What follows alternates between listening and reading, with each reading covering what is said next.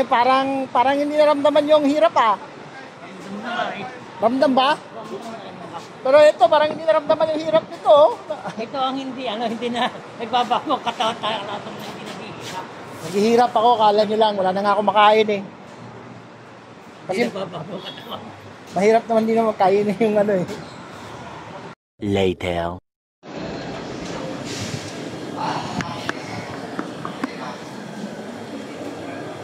Andito ngayon yung account natin si Yes. At si Sir Ed, yung organizer natin. Sila na lang magpapaliwanag sa atin kung ano na yung kalagayan natin ngayon.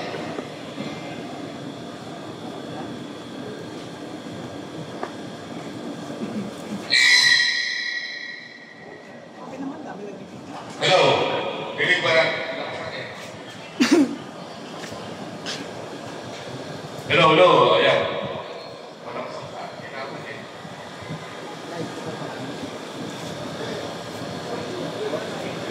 Kanina ba yan?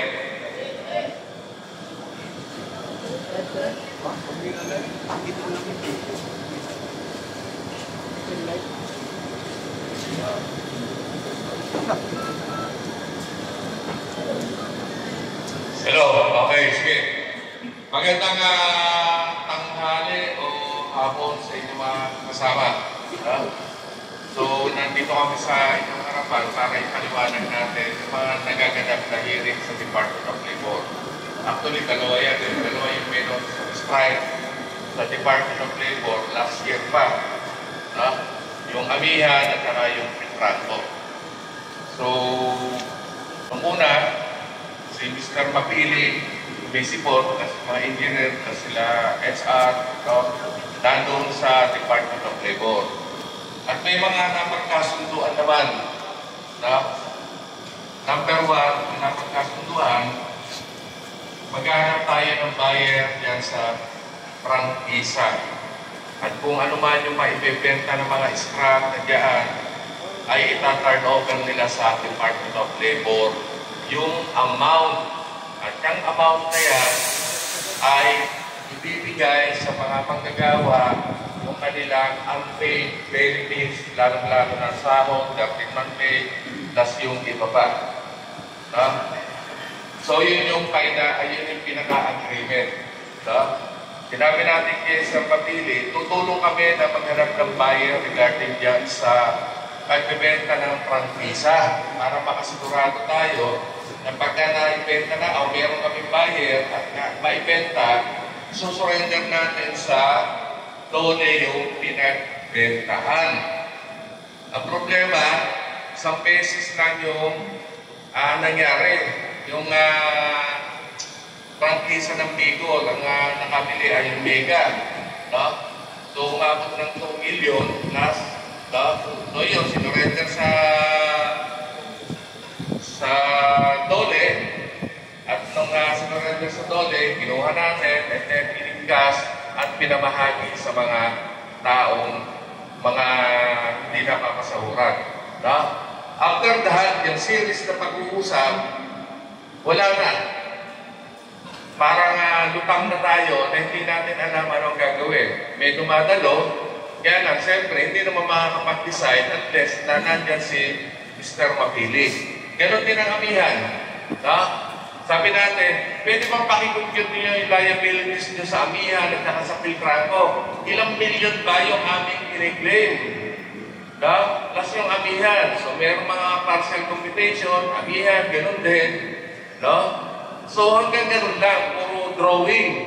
Numero, na hindi natin anak, kailan ba magiging pera yan?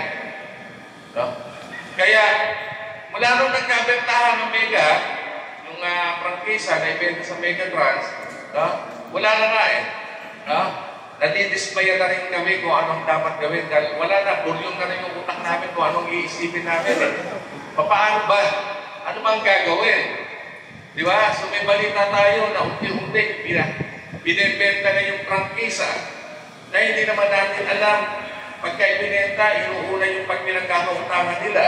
Dapat mas priority yung mga manggagawa makinabang dyan sa pagbibenta ng prangkisa. Okay? Kaya kahapon, pinatawag namin lahat yung mga leaders. Mag-decide kayo, dahil kami suko na. Suko na kami rito sa malaking problema ng Piltrato. May hearing sa March 11. Sabi namin, mag-decide kayo. Otherwise, aabutin natin lahat dito pare-parehas. Kaya nakapag-decide ang mga leader na hindi na magbiyahe dahil matindi na yung pangangailangan natin sa pamilya natin. Kailangan itigil yung pagpapasada. Yung mga inspector din natin, wala na rin, tinanggal na rin. Kaya walang nagko-control. Di ba? Kanya-kanyang diskarte. So, dahil sa kanya-kanyang diskarte, nag-decide ng mga opisyalis natin na ikat na, huwag na tayong bumiyahe nang sa ganon. Bago March 11 na hearing, ay mapag-usapan talaga ng todo-todo ito at humihingi tayo ng saklolo sa Department of Labor, mag-intervene ng todo-todo rito. Ano ang gagawin sa problema na hindi pinapasahod, hindi binabayaran yung mandatory benefits natin? Anong gagawin ng gobyerno, lalo ang dole? Siyempre, hindi tayo nag-i-strike. Di ba? Legal yung gagawin natin na hindi tayo magbiyahe dahil hindi tayo pinapasahod. Magbiyahe lang tayo, mag-release sila ng sahod na ilang buwan na hindi kayo nakakasahod. Nagpapiltran ko. Balita namin 7 months. Ang amihan, mga 4 o 5 months. Di ba? So, ibig sabihin, papaano? Anong gagawin natin, mga kapatid? Di ba?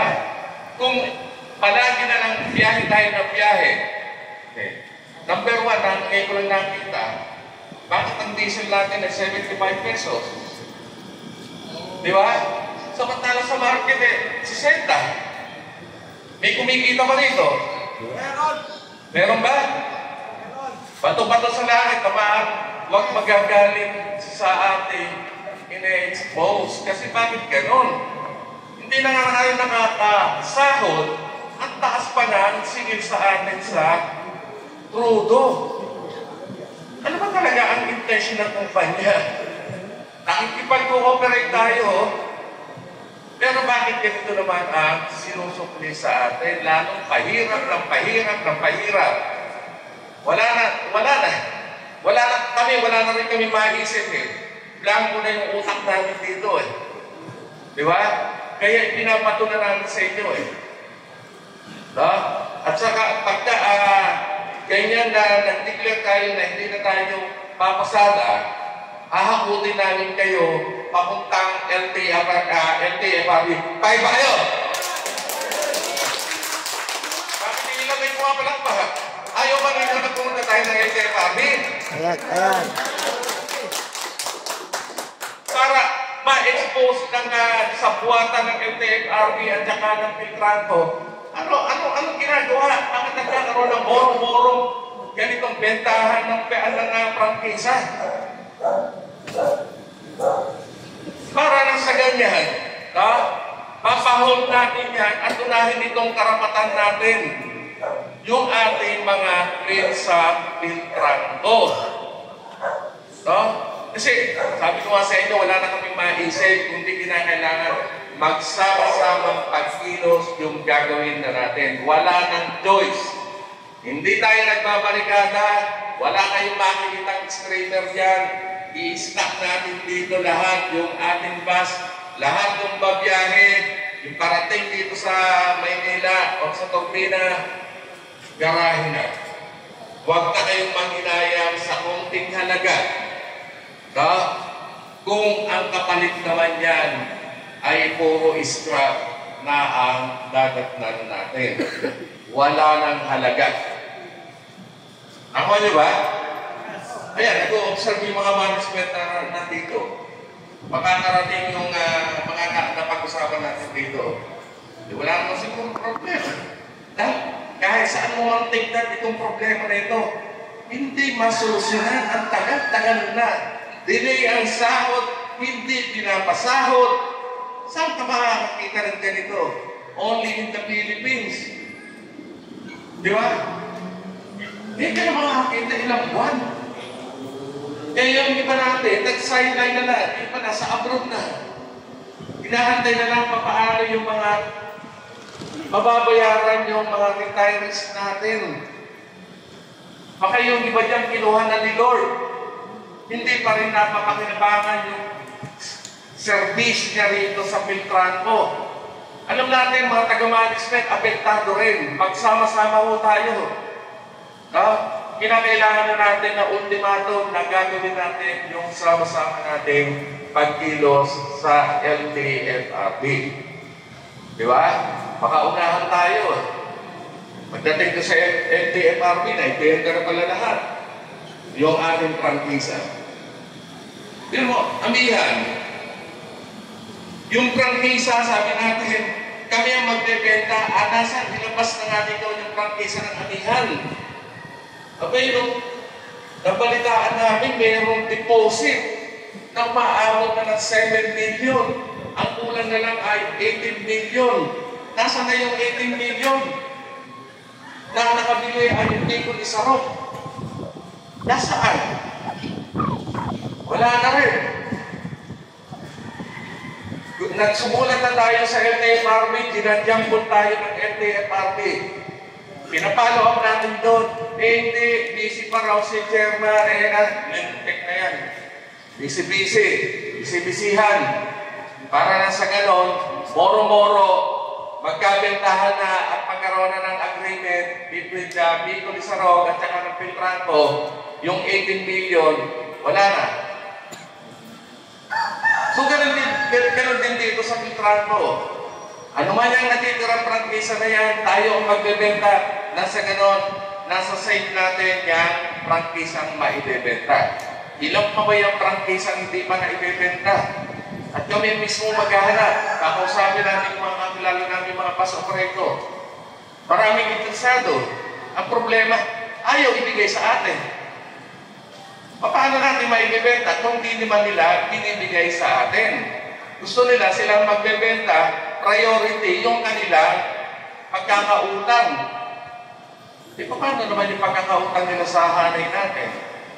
13-month pay, sahod, pagka nagkasakit, hindi ka makapag-file ng sickness. Pagka na-disgrasya ka, hindi ka po pwede mag-file ng SSS dahil walang hulog. Nagkakaltas, hindi naman hinuhulog. Buti sana hindi na lang sila magkaltas eh. Mas maluwag yung loob natin eh. Ang problema, kaltas ng kaltas, hindi naman nila hinuhulog. Saan na pupunta yung kinakaltas sa atin? Tanong ko sa inyo, saan na pupunta? Saan ba? Sa gasolina, 75 pesos. Piyesa, tayo pa maghahanap. Yung mga maintenance natin, nakakaawa din. Hindi rin sumasahod. Para makabiyahe lang tayo, sige, sariling diskarte, maintenance, pakigawa mo naman ito. Ito ang piyesa. So, yung piyesa, tayo pa rin magbabayad. Anong klaseng operator itong natagpuan natin? Kung kinakailang maghiwa-hiwalay na nga, maghiwalay na. Bayaran nyo lahat yung dapat bayaran sa hanay natin. Tama ba yun? Tama? Bakit yun ba ayaw ng pagsalita? Sasama ba kayo sa LTFRB o hindi? Ngayon na! Kaya na? O sige, tara. Magpatutulog tayo sa LTFRB. Dalawang bus lang yan. Linggo pa ngayon, bukas pa. Mamaya, yung mga tanong ninyo, walang dapat na bakit. Okay? Kasi walang katapusan, solusyon niya, kita niya, bakit. Ako niyo ba? Importante, ngayon tayo kumalaw. Nagkakaintindihan. Kaya inaano ko kagad sa inyo, yung magtatanong, siguraduhin ninyo na walang bakit. Kasi walang katapusan, hindi namin kaya sagutin niyang bakit na yan. Si Pedro Papin lang ang makakasagot niyan. Okay ba yun? So para sa pagpapatuloy natin, no, mas maganda rito si Atty. Miralles yung hingan natin ng statement. Palakpakan natin sa Kamerales.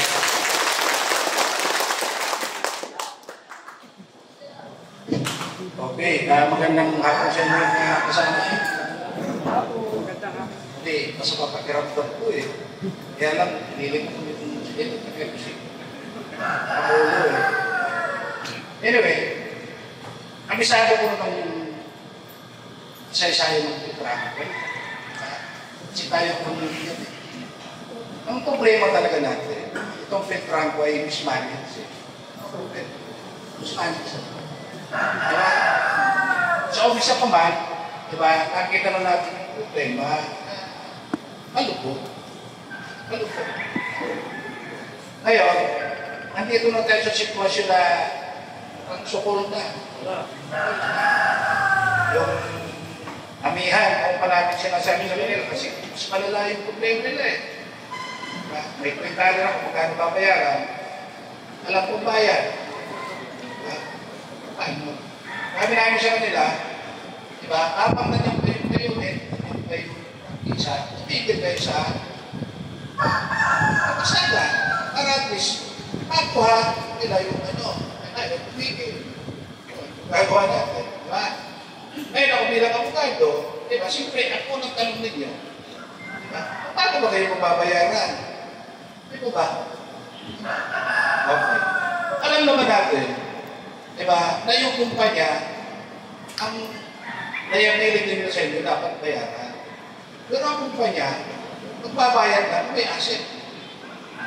Yan ang realidad eh. Kung magagawa, may utang sa inyo, siyempre, hindi na akong pabayad. Eh, wala akong pabayad. Wala naman akong ari-arian. Asset na rin siya. Paano? Wala. Nangan na lang yung dapat bayaran. Diba? Sabi ninyo, noong araw pa, ginagawa naman natin, demanda. Binapagado, demanda. Ano na lang, nag-uwihan. Demanda ka, nananalo ka, inaamin yung liability eh. Hindi naman dinidinay, may utang ako sa'yo ng piso. Hindi naman ako magbabayad. Sabihin ko, wala akong magbayad eh. Wala akong mariarihan. Tagal natin. Manalo sa asunto, ilang may, magkano ba? Magkano liability niya? Ayan, 26 million. Dito, magkano? Mga kapasumisikot sa dole, yun ang talagang sinasabi. Pupuntahin na natin. Kapag at the time, may acid, makunti. Alam ko ngayon. Pero, makikita nyo yung nagkakaroon kami. Meron pa mga ari-ari ang kwento. Para kung sakali man, di ba, akahamon tayo. Pero alam niyo, wala eh. Mismanage eh. Kung yung pindinis po yung ari-arihan, amang kayo ay papasada. So yan talaga ang problema natin. Di ba? Kung yung kumpanya ay ayos, yung papatakbo, may asset yan, walang problema. Dahil may pambayad sa mga tiyado. Ito yun ang problema natin. O ngayon, nasa sitwasyon tayo, tulad ng amihan, ayaw tumigil. Diba? Isa-isang nawawala yung unit. Binibit na yung pang-isa. Kaya tayo nawala ng unit, wala ng pang-isa, wala na. O, wala na nga. Diba? Kaya maniwala ng mga kasama nila. Sabi namin noon pa, pag tumigil kayo, habang nandyan yung mga unit at hindi pa na-ibibinta yung prangkisa para kung sakali man may buyer, diba? Yun naman ang usapan. Diba? Sa duli na i-remit yung talaga, ayaw tumigil. Ano gagawin natin? Sa inyo ito, first time. Diba? Sinasabi nila, tigil na muna kayo. Habang nandiyan po yung unit siguro. Ay, kung hindi titigil, ang tanong nyo, ano mangyayari? Wala, halika mo kang naiwan. Diba? Sino hahabulin natin? Kasi sa batas, kung mayari ito, hindi na malaman kung sino sitrahan o kung sino sumawa. Sitrahan mo rin matagal na umalis. Sa batas kasi, di ba, kung may liability ang kumpanya, pwede mo lang habulin. Hindi lang pabayad. Yung pag-aari na kumpanya. Palagay mo, kung may-ari ng Petranco, milyonaryo ako. Pero yung property ko, hindi mo pwede kunin para pambayad sa inyo sapagkat hindi pag-aari po na filtrahan ko yan. Noong pa pinapaliwanag yun eh. Diba? So yung asset lang. O ngayon, anong asset nila? Prangkisa at saka yung iba. Talagang malaking problema. So, kaya dahil nandito, para mag-decide na kayo, dahil yung iba, katulad yan, alam mo sila sir, inukumpisi ko sila. Noon yan tayo daw yung season, para kumita kayo ng private. After peak season, naibig ka na lahat ng prangkisa, at yung unit, wala. Diba? Ito ganun din mangyayari nito. Hindi ko alam kung ilang unit sila ng tumatakbo. Diba, siyempre yung iba dyan, talaga naman, pag itigil natin ito, paano yung hanap buhay namin? Okay rin naman, naiintindihan namin kayo. Pero, unti-unti nawawala, di ba? Ibig na yung prangkisa, benta yung unit, pwede tayo na wala natin touch mo, wala natin pag-usapan. Sura na yung ibig na kasi. Hindi ko po naman dito. Ano sitwasyon natin? Hindi naman tatagyan yung lang kaya sa legal, napaliwan ko sa legal. O, may naman sa'yo. Hindi ko tinatangkin. Eh, ano gagawin mo? Wala akong ari-ari ka. Wala na kukulong sa utang. Utang lang mo ito, hindi ko istaka. Criminal case. So, yun lang ang sitwasyon natin. Kaya, may isang taong hindi na player limit eh. O, magkano ang naiiwan na ari-ari at meron. Yan ito, ang sitwasyon natin. Ayaw nang pag-usap na party ng ito. Ngayon, kung magkakaisa kayo, sabi natin yung tilit, di ba ko, no? Magkakaisa ka, hindi tayo nag-uwil niya. Ano pag-uwil ka? Ano ito? Higil pa siya, dapat yan ang decision ninyo, antayin natin kung ano magiging sitwasyon. Ngayon, kung di nagtikilos yan, nandyan lang yan, at least may ibigin yung prangkisa, may ibigin yung unit, may bayad, meron pa kayong pinaasahan kayo. Ayaw na mag-declare ng bankruptcy. Kasi normal, yung mga kumpanya, pagpalugi, mag-declare ng bankruptcy. Pag nag-declare ng bankruptcy, sabi, automatic yan, yung asset na nakapunto yan. Pagkatapos ito, pagkahati-hatihan. Hindi ko ayaw mag-declare, kasi may kumikita. Ngayon ko lang marinig, di ba? Manyan, isip nyo ko lang, si Victor. Marami pang kumikita, kaya ayaw itigil. Di ba? Hanggang pero pa tumatakbo, sige lang sila kumikita, eh, paano kayo? Diba? Paano kayo? Diba? Okay. So, Spanish, wala sa atin na kasalanan. Diba? Sinasabi nila, may union. Oo naman. Ang lalaki ng beneficio natin. Diba? Pero mismo yung nagpapatakbo yung may-ari, yun may problem pagkat unti-unti nila pinubuhay yung asin. Naimintan, ultimatime, kayo naman ay nagtatrabaho, dati nakakasweldo pa, unti-unti kasi nakaka-recover tayo. SSS, di ba? Okay, nakawala na talaga. So, ito, finally siguro, okay na, mag-decide niya. Ngayon, kung ano kahinat niya, kung magkaroon mo ng asset niya ng maiwan, kung sakaling tumigil, at walang commitment, may mga nagsasabi na, kahit si Olivar dati, antay-antay natin, may investor na napapasok. Yung sitwasyon natin. Kami naman, positive, kung investor ang sasaluhin ito, ay maganda, may trabaho kayo, may mag-i-invest dyan, tuloy-tuloy yan, so pagkakitrank, kinala, malaking kumpanya, maganda sana.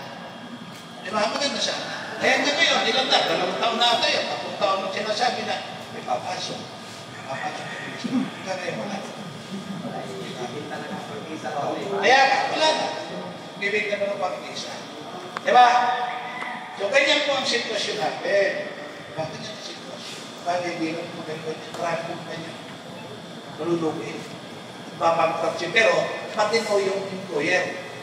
Malugi siya, sabihin niya, wala na, tingin tayo. Ito yung ari-ariyan ko. Usapan natin kung paano kayo mababayaran at mag-ari-ariyan nila. Kasi pag nag-declare ng bankrupt, i-cover rin ng dole, pwede i-cover ng Security Exchange Commission. Diba? Kukunin nila yung ating kasi. Wala nang lupa. Kahit sinasabi sa akin, hindi na, meron. Diba? Diba? Meron kung araw, pupunta mo doon. Sabi ko, Erika. Di ba? Eh ako naman, maasa na yung mga lupa niya, kung sakaling biglang tumigil, pero may iwan, at pwedeng pambayad po siya. Yan hindi natin alam. Alam ko, wala na rin Erika. Wala na may-ari. Di ba? Umaga, wala na rin. I-track ko. Tsaka kung nandiyan yan, hindi abot ko sa liability para mambayad siya. So, asa na lang natin kung sakali. Sabi nga niyo kanina, scrap siguro. Tapos, may bayad. Scrap isa may bayad. Medyo malaki-laki siguro yun. At hindi ko alam kung ilan ng pangkila. Diyan na sa kalubat natin. Kaya 400. Wala. So, wala naman po kami alam. Wala kaming karapatan. Diba? Napakialaman nyo. Ganyan. Isa, units pa yan. Pati yung liability nila sa labas. So, kaya ayaw nila nilang tumigil siguro. Diba? Imagine, ilang litro kung silang nakaubos yung araw-araw. Dami parang nila. Kita. Nakikita ka rin na siya. 5 pesos lang. Ilang litro na ako. May kumikita rito. Diba? Kumikita rito. Ayaw nilang kumikita siguro. Kaya nga, kung titigil tayo, diba, kayo mag-desisyon. Kasi baka, kaiba eh. Iba dyan siya. O, hayaan na natin. Kasi kami nakakalabas po ng tayo. Okay din naman yung katulad ng amihan. Pero, wala kayo ang asahan doon sa obligas nila, sa servisyo, retirement, pero pabayan. Ang tawag sa akin, panahon na.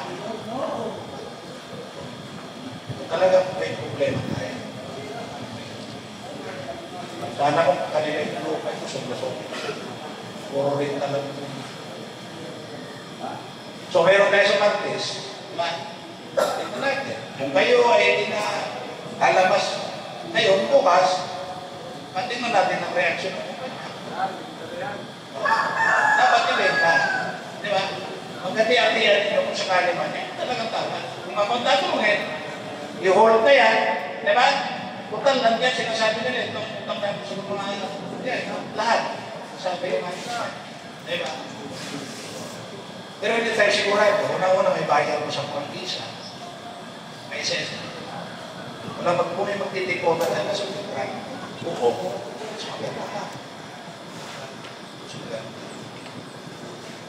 Masyerte yung mga pag-retire ng PLD. May pension na sila. Nakuha nila yung retirement. Habang mayroon pang konting bayan. Ngayon, wala ano po.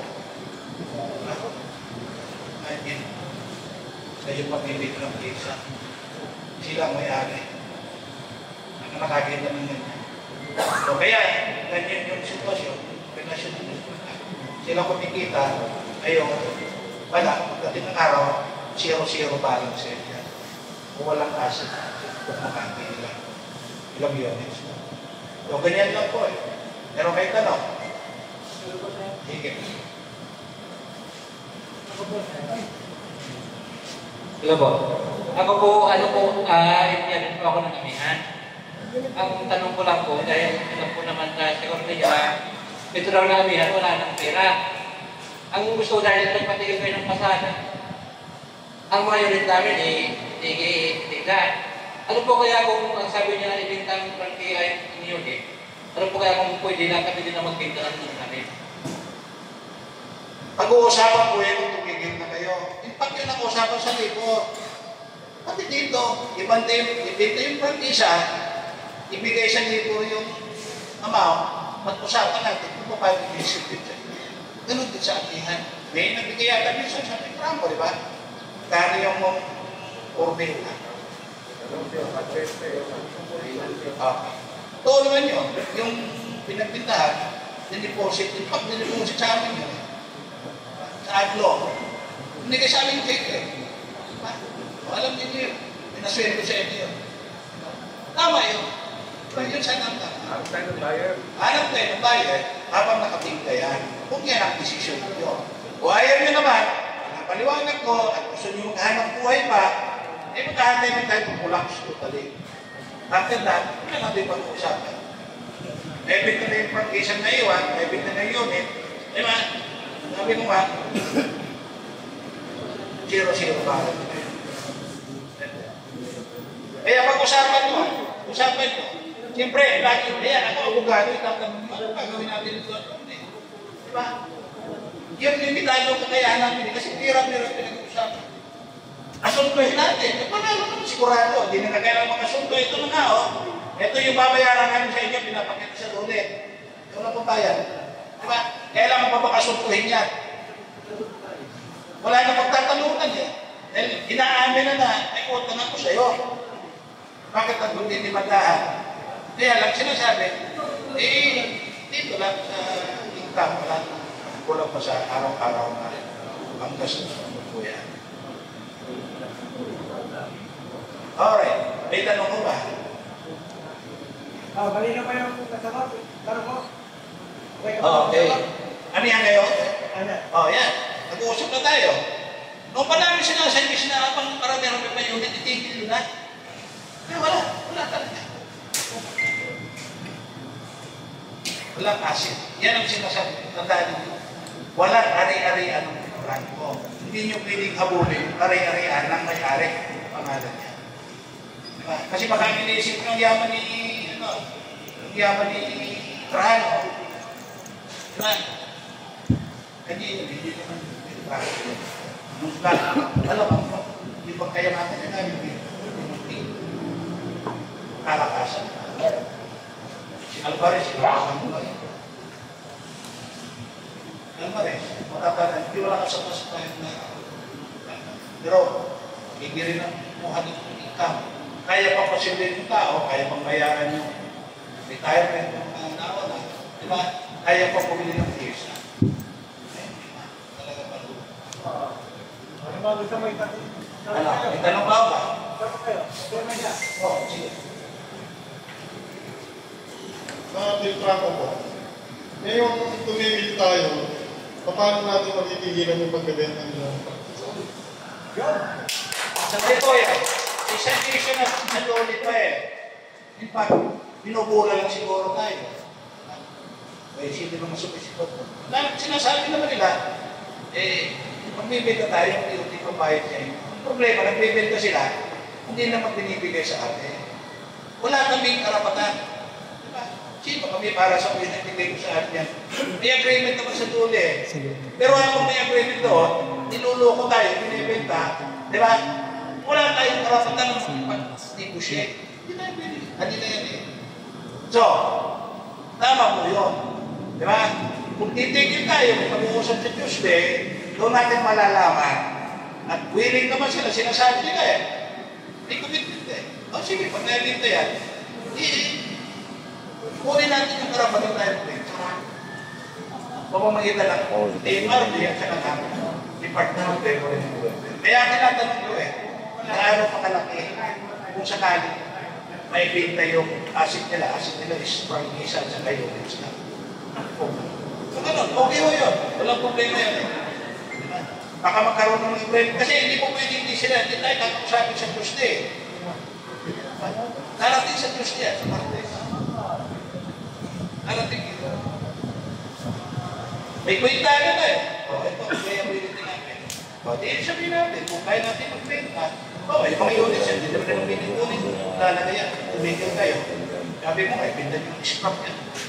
Diba? Magkati-hati yan. Nandiyan eh. Abang nandiyan pa. Prangkisa, magharap tayo ng bayan.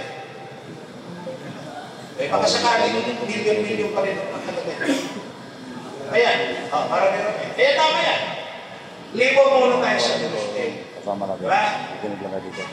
After that, ang gusto ko na mangyari sa libo, commitment nila doon sa halaga ng babayaran. Diba? Tapos, punta tayo sa ATM. Sabihin natin na pigilan yung pagbibigta ng prangkisa kung hindi kasama yung union. Diba? At pwede tayo sumama doon saan kayo? May management ko, sinutin ko. O, iipunin natin yan. Pag-usapan, tulad ng ginawa nila na nag-deposit sa amin ng 7 million na pagkana 4 million. Ang diniposit sa atin na 4.2. Opo. So kayo, pwede yun. Gusto nila i-deposit sa tuloy. Gusto nila i-deposit sa kami liable sa inyo. So maliwanag. Habang nag-uusap tayo, magpapagati-hatiyan yung proportionate. Diba? Okay lang mo yan. Same tayo, i-deposit sa Department of Labor o i-deposit sa akin. Kami yung nahabulin nyo. Maliwanag ko, deposit ng 100 milyon. Pag-usap kung mabibinta yan, pag-usapan natin kung paano nyo paghati-hatihan proportionately. Kasi kwentado na yung mga liability ko sa inyo. Diba? Okay yan, magiging sitwasyon natin. Kasama na rin yung pagyan. Tigil. Ayaw tumigil eh. Ayaw tumigil. Diba? Ang gagawin namin. Ikita pa rin ng ngayong peak season. Diba? Meron lang yung kasama natin. Yung actually nung kayo sa video namin tumigil na kayo. Habang mayroon pa, diba? Pero siyempre, ngayon yung inisipin din. Naintindihan namin ang pagkakailangan ninyo. Wala kayong mawawala na trabaho. Okay na po. Okay na po. Okay. Ganito, bago yung tanong mo, so yung sa amihan, si Mr. Arenas, pakisabi naman kay Mr. Arenas, yung ganito, huwag naman ako, kakasuhan pa eh, kami ng violation ng kumpanya ng ibig sabihin, hindi na nga tumigil ng pasada si Anseto, kakasuhan pa. Anong kaso? Diba? Marami ng violation ng company, hindi pinapasahod. Yung retirement pay niya, malapit na eh. Paano niya makukuha? So, pakisabihin lang yung kung sino ba yung doon sa amihan. Wala nang takutan. Matagal na siguro takot ng mga Beltranco at amihan eh. No? Ngayon, basta ang sinasabi namin sa inyo, tulong-tulong tayo maghanap ng buyer, maghanap din kami, maghanap din kayo, i-consolidate natin, para pagharap natin sa dole, okay, may buyer kami, iharap namin ang buyer namin, para sa ganoon ay maibenta natin lahat yan. Tama nyo ba? Titigil pasada na ba tayo o papasada pa? Titigil. Ha? Kasi pagka tinigil yan, sabi ko sa inyo, suko kami. Huwag nyo kaming hanapan na anong nagawa ng aglo. No? So, kinakailangan na nag-declare na ang mga opisyalis, tigil pasada, yung mga members natin, walang mag-i-iskirol pagka pinabiyahe kayo ng kumpanya. No? Hindi makakatulong sa halay natin yan. No? Kaya lahat dito ng bus ay ikinukulong natin dahil sa gano'n kung may buyer, papupuntahin natin dito, mamili kayo ng mga unit dyan para na sa gano'n ay maibenta natin. Nagkakaintindihan ha, mga kasama ha, walang magbiyahe. Diba? Sa Martes, may hearing, hindi namin alam kung sisiputin tayo o hindi, sulikot pa sila o hindi, latag naman ang plano natin, pupunta tayo ng LTFRB. Kung kailan yan, yun ay hindi na malalaman ng kumpanya kasi baka unahan na naman tayo roon. Magpudol-pudol na naman doon. Diba? Yung sulat nga natin, binudol-budol tayo eh. Ang bilis eh, nagpunta na yung mga subo ng kumpanya roon. May agreement ka raw, ganito. So please, makipag-cooperate kayo sa amin. At tulong-tulong tayo lahat. Okay ba yun mga kapatid? Yes! Okay, may tanong. Kung wala nang tanong, kasi yung tanong nabara ko kayo, no? Huwag na kayong magtanong ng bakit. Walang katapusang sagot yan. Okay? Move forward tayo.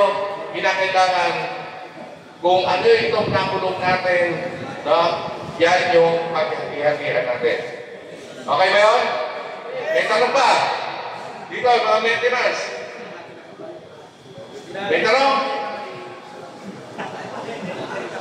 Wala. Okay. Siguro, alam ko tanong nyo eh. Paano kayo mababayaran? Kaya pinapaliwanag ko daw eh. Yung na naman ang problema natin. mismanage. Na-disposition maas. Anyway, hindi tayo nag-uwin ka. Ha? Tigil pa sana sapagkat hindi tayo susuin ko. Yan lang. So, tayo natin kung magkano ka. Pero hindi mo ka. At hindi natin papayagan na hindi ibigay sa Dole o imposin sa akin. Okay, kung wala nang tanong, sige po.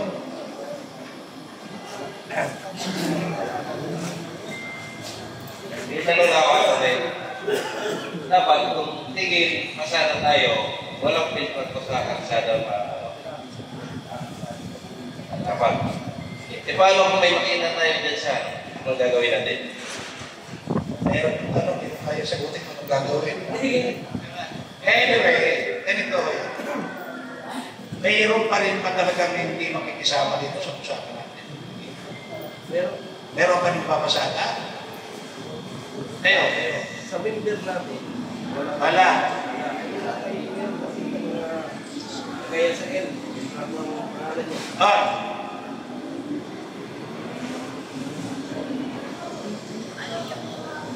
Yung pag tinuturo kami, yung tuloy pa sinasabi pa. Yan yung, kasama ko rin yun. ay pag-usapan ninyo yan, di ba? Oo. Pag ako, pinagpipinta ka, kasama ako. Oo. Dapat, tigil. Pero, hindi mo kabisado yan. Kabisado yan. Pag itinigil yun, di ba? Isasama pa sa bintahan nyo. Isasama pa. Di ba? Hindi ako kanya kasi social ako pag-iinit tayo nag-realism po. Hindi namin ginagawa yan. Kaya pangalan namin dito eh. Hindi ako. Hirap na hirap. Ayos eh. Umasa kayo, di ba, na kung ano mang pera manitin po, mapupunta siya.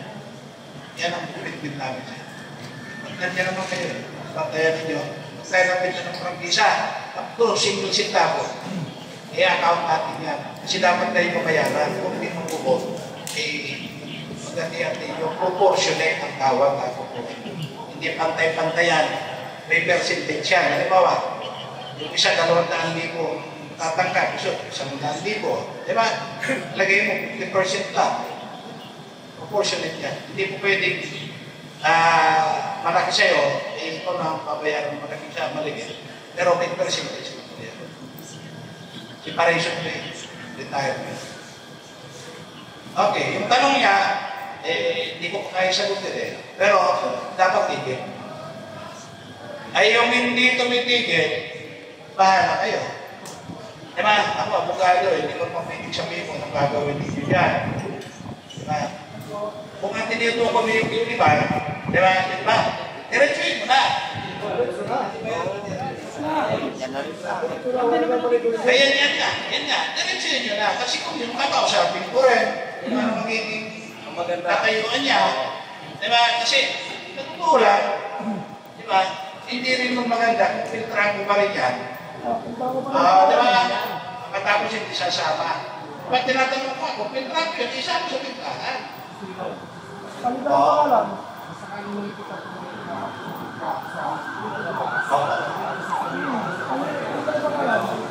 Okay. Okay. Palagay ko, kung yan lang, diba, kung ito'y ba rin, nakausapin ko rin. Papayag yun sigurado. Kasi, hindi pa pwede ganun eh. Hindi na kailangan matapos natin ito na maayos. Dapat natin maayos. Hindi ko alam kung anong arrangement nila. Diba? Yung mga unit na sa kanya, hindi ko alam kung ano kaya, binayaran kaya. Diba? Mas alam niya. Kasi hindi ako nakikialam. Tapos na yung meeting. So yan ang shout out sa mga dumalo. At yan ang mga dumalo. Malulungkot ang mga muka. Pero baka siyang kasiyahan pag-usapang bayaran. Wake up, today's gonna be a good day. Wake up, today's gonna be a good day. Wake up, today's gonna be a good day. Wake up, today's gonna be a good day. Wake up, today's gonna be a good day. Wake up, today's gonna be a good day.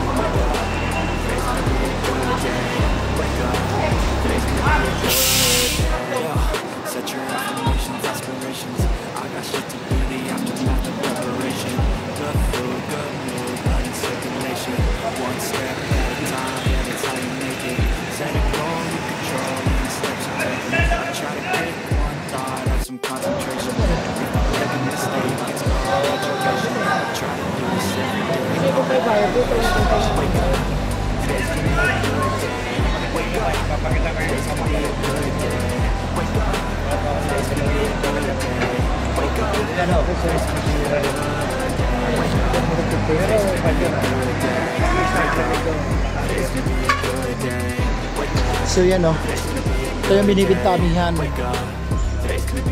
Running pa po yan, running. Seeds pa po. Yan o.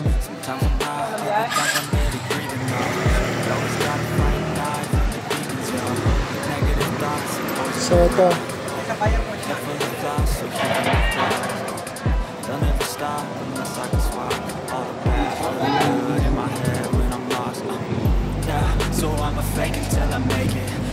Puronihan yan. What's pa yan, umaandar running pa ito. Bumabiyahe pa.